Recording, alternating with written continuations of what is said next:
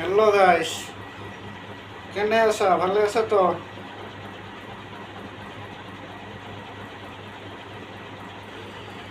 খবর সবর ভাল না? হ্যাঁ,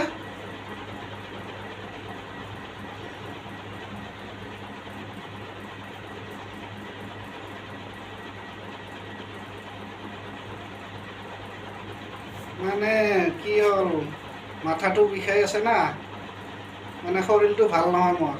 মানে এই কাৰণে এনেকুৱা হৈছিল। আৰু মোবাইলটো অলপ বেয়া হ'ল না, বেয়া হোৱাতে এনেকুৱা হ'ল নেকি।